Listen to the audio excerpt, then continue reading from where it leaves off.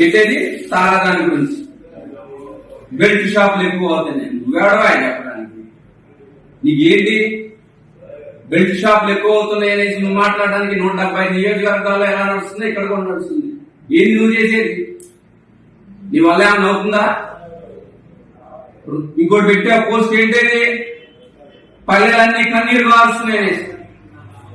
పల్లెలన్నీ కన్నీరు కాచకుండా నేను సమాధానం చెప్తాను, నీకు పరిష్కారం ఇస్తాను, నాతో పాటు రా, చంద్రబాబు నాయుడు గారి దగ్గరికి వెళ్దాం, లోకేష్ బాబు గారి దగ్గరికి వెళ్దాం, పురపాలక శాఖ మంత్రి నారాయణ గారి దగ్గరికి వెళ్దాం, పవన్ కళ్యాణ్ గారి పంచాయతీరాజ్ సత్న పవన్ కళ్యాణ్ గారి దగ్గరికి వెళ్దాం, రోడ్లు అడుగుదాం.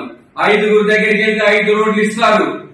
నీలా దద్దమ్మలా చేతగాని ఒక ఎమ్మెల్యేలా కూర్చొని సోషల్ మీడియా ఉంది కదా, ఒక రాష్ట్ర అయిపోతున్నది కాదు, నవ్వుకుంటున్నారు. పల్లెలన్నీ కన్నీరు పెడుతున్నాయి, రోడ్లు లేక వెలగలపోతున్నాయి అంటే అది నీ చేతగానితనం కాదా? నిన్ను ఎందుకు ఎన్నుకున్నారు ఎమ్మెల్యేగా? ఎందుకు ఎన్నుకున్నారు? మొన్న చెప్పినట్టుగా నువ్వు పరిష్కారిస్తామని, పరిష్కరించే శక్తి స్తోమత నీ దగ్గర ఉందనేసి నిన్ను ఎమ్మెల్యేగా ఎన్నుకున్నారు. ఈ రోజు నీకు అది చేతగాదు అనేసి తిరువూరు నియోజకవర్గ ప్రజలందరూ కూడా నెత్తి నూరు మొత్తుకుంటున్నారు.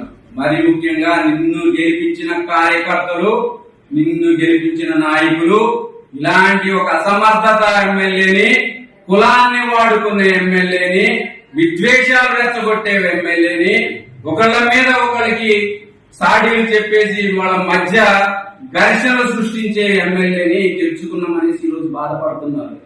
ఎంతమంది ఉన్నారు నీ వెనక? పట్టుమనే ఒక 10 మంది కూడా నీ వెనక. నువ్వేంటిరా చెప్పేది? నిజంగా అనకూడదు. నువ్వేంటి చెప్పేది? నువ్వేంటి పార్టీని బాగు చేసేది? నువ్వు నాశనం చేయకుండా ఉంటే చాలు, అదే పెద్ద మేలు పార్టీకి.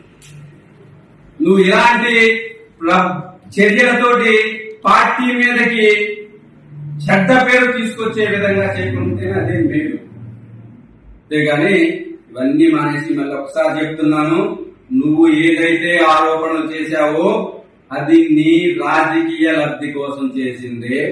చిన్ని గారికి నేను డబ్బులు ఇవ్వలేదు, చిన్ని గారు నన్ను మోసం చేయలేదు, నాకు హాస్పిటల్ ఇబ్బంది ఉంది, ఆ ఇబ్బంది నుంచి నేను ఎలా బయటికి రావాలో నేను చూసుకుంటాను, నీ అవసరం లేదు. నాకు కొంతమంది సహాయం భరోసా ఇస్తానది వాస్తవం. అది నేను నా సమస్యని, నా వ్యక్తిగత సమస్యని, ఇక్కడ నా వ్యక్తిగతమే కాదు, హాస్పిటల్లో నాతో పాటు పార్ట్నర్స్ కూడా ఉన్నారు. నేను ఒక్కడే కాదు, నేను ఒక్కడే చిన్ని గారు మోసం చేసింది కాదు, అది హాస్పిటల్ ఒక సంస్థ, ఒక ఇన్స్టిట్యూషన్, దాంట్లో పార్ట్నర్స్ ఉన్నారు. ఆ పార్ట్నర్స్ మాట్లాడుకుంటున్నాం, మేము నా సమస్యను పరిష్కరించుకోవాలి.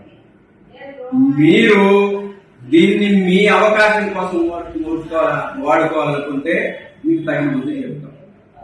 డెఫినెట్ గా మళ్ళీ చెప్తున్నాను, ఇలాంటి చర్యలు చేస్తే నీ ఇంటికి వచ్చి కొట్టడం జరుగుతుంది, గుర్తుపెట్టుకో. నువ్వు ఏదన్నా చేసుకోవాలనుకుంటే ఎమ్మెల్యే హోదాలో చేసుకో, అంతేగాని రాజకీయ ఆరోపణలు చేసి ఎదుటి వాళ్ళని డిఫేమ్ చేయాలంటే అంతకన్నా డిఫేమ్ చేస్తాం, అంతకన్నా దిగజారుతాం.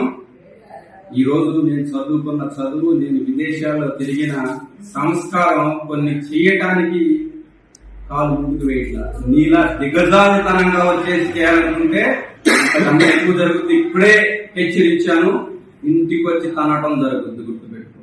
నీ పని వదిలేసి నా హాస్పిటల్ నేను చూసుకుంటాను, నా వ్యక్తిగతం నేను చూసుకుంటాను.